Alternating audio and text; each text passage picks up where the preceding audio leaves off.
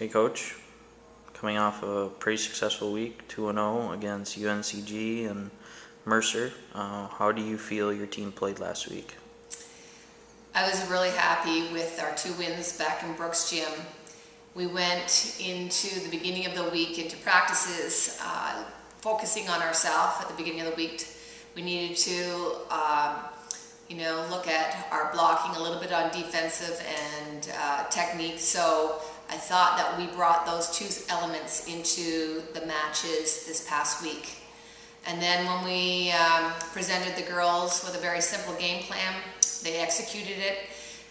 There was moments when they could have got frustrated, and our girls really have understood how important to continue to buy into that process, follow that game plan, really believe in it, and we were victorious because they kept working hard and grinding away at the little things that were important for our success.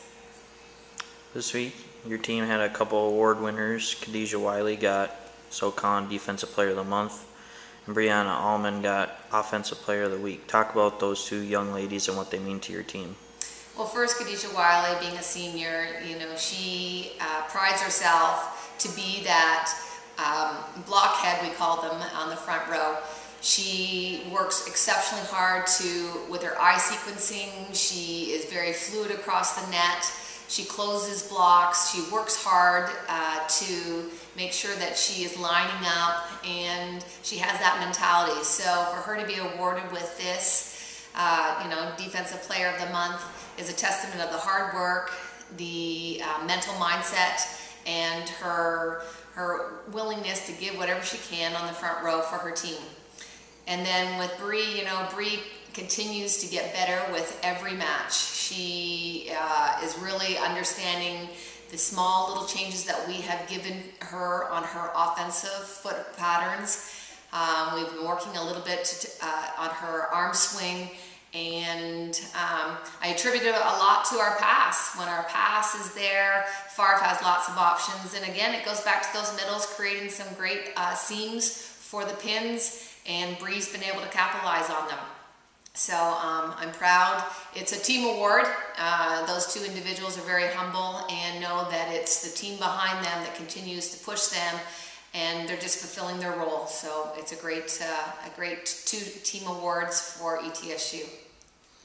This week, pretty light week, just only 1 match, but you got to go on the road for it at Samford.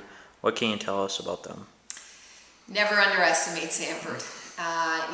Dex does a great job there. He is a strategic coach. He has a very athletic group.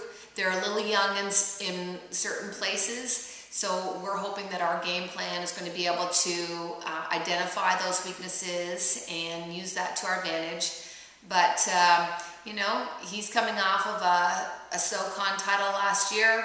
I think that builds momentum within your program, and I know for ETSU we can't look that far away to November, so it's another opportunity for us to get better, to continue to work on the things that we've been going over in our practices for this week, and I know the girls look forward to the challenge.